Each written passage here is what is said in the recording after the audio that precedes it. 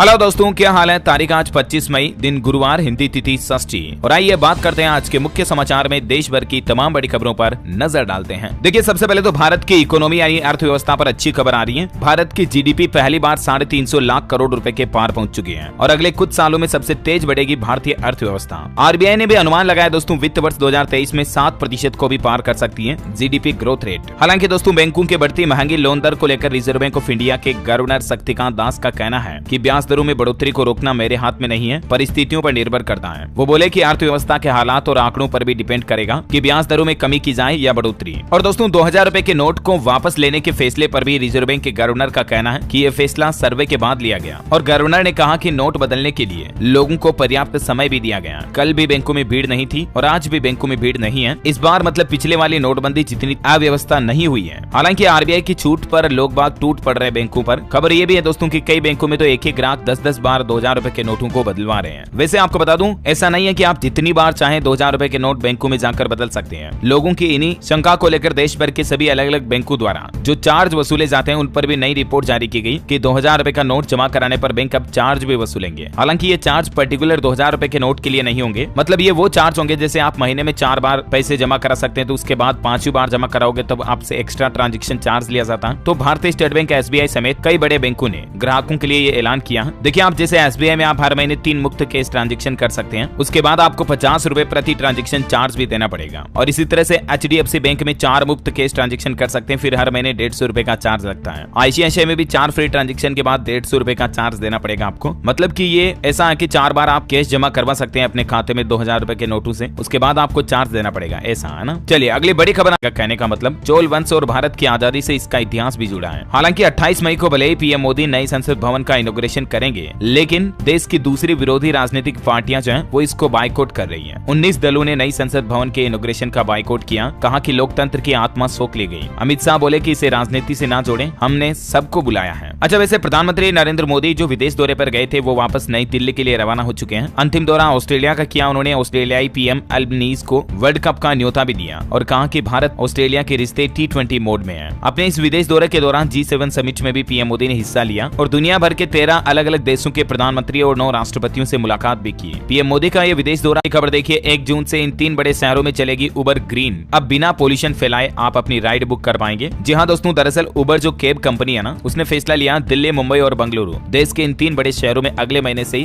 Green उबर की शुरुआत होगी। ग्लोबल इलेक्ट्रिक व्हीकल प्रोजेक्ट को लॉन्च करेगी कंपनी और इसके तहत इस कंपनी की जितनी भी कैब्स होगी ना वो इलेक्ट्रिक व्हीकल ही होगी, इलेक्ट्रिक कारें होगी। मतलब इसके लिए कंपनी ने फाइनेंसिंग और चार्जिंग इंफ्रास्ट्रक्चर के लिए कई कंपनियों के साथ साझेदारी भी की है। 25,000 इलेक्ट्रिक कारों को अपने फ्लीट में कैब के रूप में शामिल करने का प्लान है उबर कंपनी का। अच्छा, युवाओं की टेक्नोलॉजी फील्ड में नौकरी पर एक बड़ी रिपोर्ट सामने आ रही। देखिए आप, 1 साल में आईटी क्षेत्र के अनुबंध पर रखे गए 60,000 कर्मचारियों ने नौकरी गंवाई। अच्छा, कुछ बोर्ड एग्जाम्स के रिजल्ट भी आज जारी हो जाएंगे। देखिए, मध्य प्रदेश बोर्ड भी आज जारी करेगा 10वीं और 12वीं का रिजल्ट। हर कैटेगरी के लिए टॉपर्स की घोषणा की जाएगी। आप इस ऑफिशियल पोर्टल के जरिए अपना रिजल्ट चेक कर सकते हैं। इसके अलावा राजस्थान बोर्ड के आरबीएससी का 12वीं का आर्ट्स रिजल्ट भी आज जारी कर दिया जाएगा। 7 लाख से ज्यादा स्टूडेंट्स का इंतजार खत्म होगा। इसको भी आप आरबीएसई के ऑफिशियल पोर्टल के जरिए चेक कर सकते हैं या इंडिया रिजल्ट पर भी आपको देखने मिल जाएगा। और साथ ही दोस्तों, गुजरात बोर्ड का 10वीं और 12वीं का रिजल्ट भी आज आ जाएगा। GSEB.org पोर्टल पर रिजल्ट चेक कर सकते हैं। अच्छा, इसके अलावा दोस्तों, महाराष्ट्र बोर्ड के 12वीं के नतीजे भी आज आ जाएंगे 25 मई को। आप रिजल्ट्स को इन ऑफिशियल पोर्टल के जरिए चेक कर सकते हैं, है ना। और साथ ही यूके बोर्ड का रिजल्ट भी आज आ जाएगा, यानी कि उत्तराखंड बोर्ड भी 10वीं और 12वीं का रिजल्ट आज जारी कर देगा, है ना। तो कई सारे राज्यों के बोर्ड एग्जाम के रिजल्ट जो है ना आज अनाउंस हो जाएंगे। मैं आपको आज दिन में नेटफ्लिक्स पर अब आप पासवर्ड शेयर नहीं कर पाएंगे। इसके लिए आपको 600 रुपए एक्स्ट्रा देने पड़ेंगे, क्योंकि कई लोग ऐसा करते हैं कि एक व्यक्ति ने सब्सक्रिप्शन ले लिया तो उनके फ्रेंड वगैरह वो फ्री में ही पासवर्ड के जरिए देख लेते हैं। लेकिन नेटफ्लिक्स कंपनी अब पासवर्ड शेयरिंग के लिए एक्स्ट्रा चार्ज लेगी, है ना। और वह देखिए, देश की राष्ट्रपति द्रौपदी मुर्मू ने झारखंड राज्य के उच्च न्यायालय हाईकोर्ट के नए भवन का उद्घाटन किया। इसको 550 करोड़ रुपए की लागत से बनाया गया। 165 एकड़ क्षेत्रफल में ये फैला हुआ है। वैसे आपको बता दूं, अभी देश की राष्ट्रपति द्रौपदी मुर्मू 3 दिन के झारखंड राज्य के दौरे पर है और इस दौरान हाईकोर्ट के नए भवन का उद्घाटन करते हुए वो बोली